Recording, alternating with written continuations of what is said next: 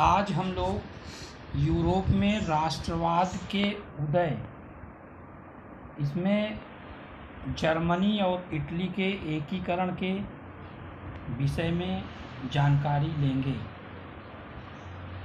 सबसे पहले हम लोग जर्मनी को देखेंगे कि जर्मनी का किस तरीके से एकीकरण किया गया। जैसा कि आपको पहले भी बताया जा चुका है कि यूरोप में बहुत से छोटे छोटे राज्य थे उस समय।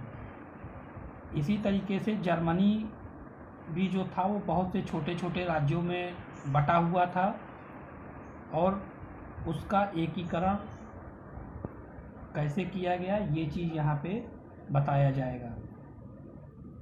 जर्मनी क्या सेना राष्ट्र का निर्माण कर सकती है, आपका ये टॉपिक है पहला। 1848 के बाद यूरोप में राष्ट्रवाद का जनतंत्र और क्रांति से अलगाव होने लगा था। जनतंत्र का मतलब गणतंत्र जो होता है, लोकतंत्र जो होता है, ये चीज़ है। क्या ये चीज़ आपस में अलग होने लगी थी?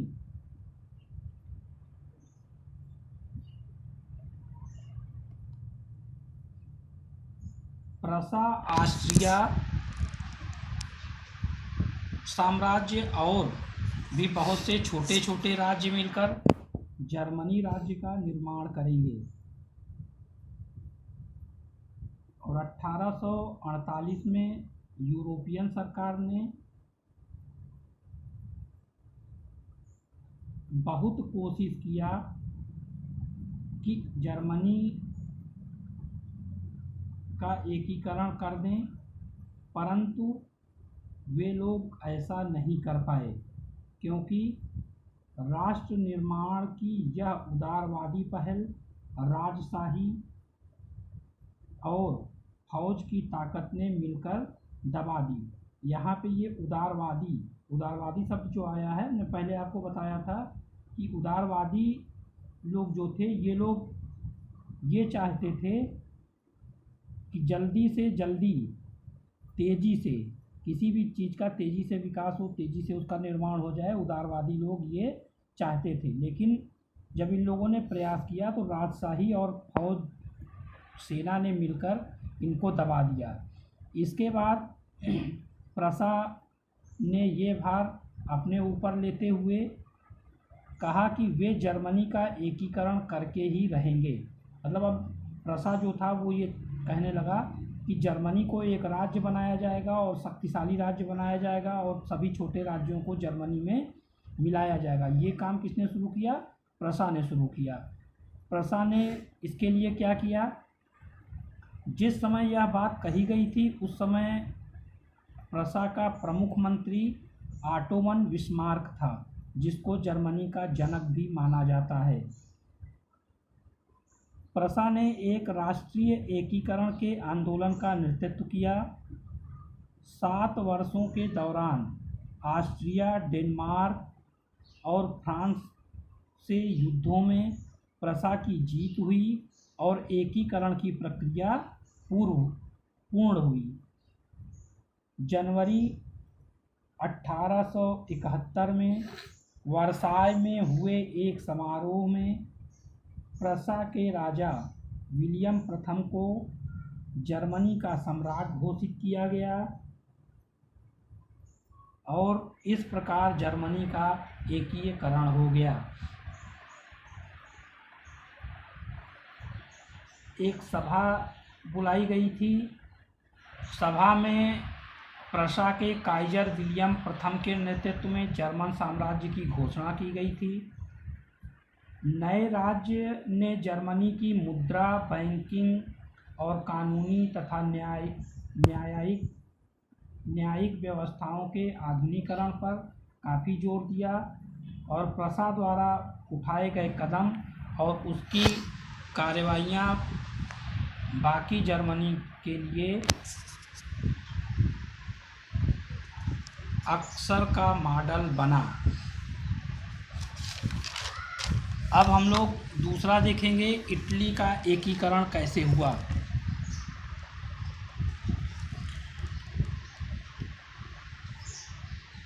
इटली ये भी जर्मनी के तरह जो है वो कई राजनीतिक विखंडों में बटा हुआ था और इटली अनेक वंशानुगत राज्यों तथा बहुराष्ट्रीय हैब्सबर्ग साम्राज्य में बिखरा हुआ था। केवल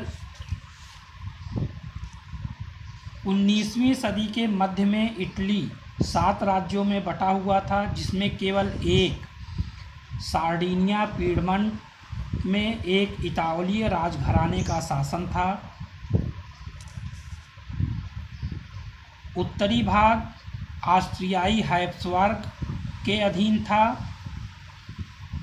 मध्य इलाकों पर पोप का शासन था और दक्षिणी क्षेत्र में बूर्ब राजाओं के अधीन था। बूर्ब राजा जो हमने फ्रांस में देखा था वही लोग थे ये।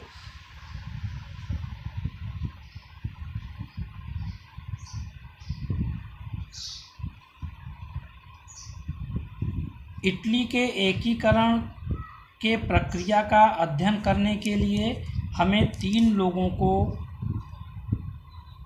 लोगों का विचार करना होगा जो प्रमुख थे उस समय, जिसमें पहला नाम था ज्यूसेप मैज़िनी, दूसरे थे कावूर और तीसरे थे जोसेफ गैरिबाल्डी।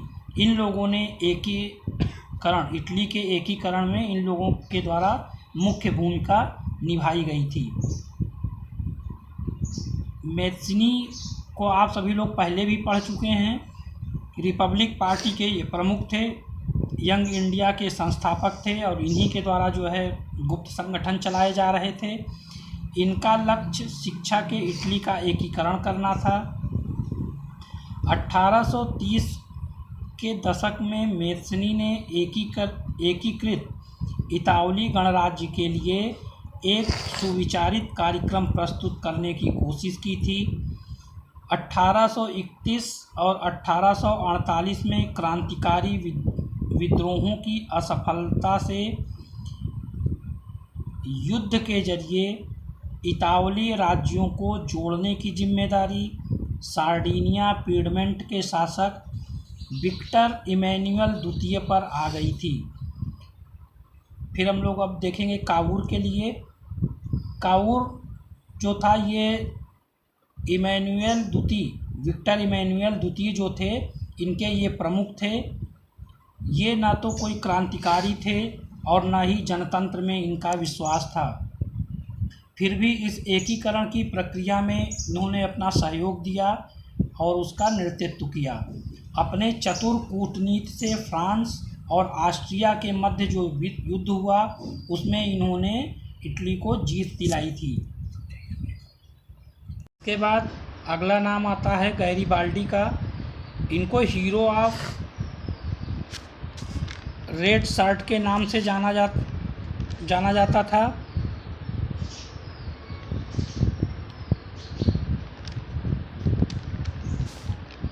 (1860) में वे दक्षिणी इटली और सिसिलियों के राज्य में प्रवेश कर गए और स्थानीय किसानों का इनको समर्थन भी मिला। स्पेनिश शासक के युद्ध में बड़ा योगदान रहा। इसी प्रकार इन तीनों लोगों की वजह से इटली एकीकृत हो गया। विक्टर इमैनुअल द्वितीय को एकीकृत इटली का राजा घोषित कर दिया गया और इटली एकीकृत राज्य जो हुआ वह 1861 में हुआ। विक्टर इमैनुअल द्वितीय को एकीकृत इटली का राजा घोषित किया गया क्योंकि वे वहाँ के राजा रह चुके थे और उनके बारे में लोगों की धारणा ये थी कि वे बहुत ही दयालु स्वभाव के थे। अब इटली और जर्मनी के बाद हम लोग ब्रिटेन का एकीकरण किस तरीके से हुआ इसको देखेंगे। ब्रिटेन में राष्ट्र राज्य का निर्माण अचानक नहीं हुआ, कोई उथल पुथल या क्रांति इसका परिणाम नहीं था। यह एक लंबी चलने वाली प्रक्रिया का नतीजा था। 18वीं शताब्दी के पहले ब्रितानी राष्ट्र था ही नहीं। ये एक द्वीप समूहों में रहने वाले लोगों जैसे अंग्रेज, वेल्स, स्कॉट या आयरिश की मुख्य पहचान नृजातीयता थी। इन सभी जातीय समूहों की अपनी संस्कृति और राजनैतिक परंपराएं थीं। औद्योगिक क्रांति के बाद ब्रिटेन की आर्थिक शक्ति बहुत ज़्यादा बढ़ गई। एक लंबे टकराव और संघर्ष के बाद अंगल संसद 1688 में राजतंत्र से ताकत छीन ली थी। इस संसद के माध्यम से एक राष्ट्र राज्य का निर्माण हुआ जिसके केंद्र में इंग्लैंड था। इंग्लैंड और स्कॉटलैंड के बीच एक्ट ऑफ यूनियन 1707 में United kingdom of great Britain का गठन हुआ। मतलब 1760 में इन लोगों के मिलने के बाद United kingdom of great Britain का गठन हुआ। इसके कुछ साल बाद 1801 में आयरलैंड को भी इसमें जोड़ लिया गया और एक नए ब्रितानीय राष्ट्र का निर्माण किया गया। इंग्लैंड, स्कॉटलैंड, आयरलैंड, और ये बन गया हमारा यूनाइटेड किंगडम, जिसको हम यूके के नाम से जानते हैं। राष्ट्र के निर्माण के बाद राष्ट्रगान लिखा गया, अंग्रेजी को मुख्य भाषा बनाया गया और ब्रिटेन का राष्ट्रीय ध्वज भी बनाया गया। अब जितने भी ये देश थे वो सब यूनाइटेड किंगडम के अंदर ही आते हैं।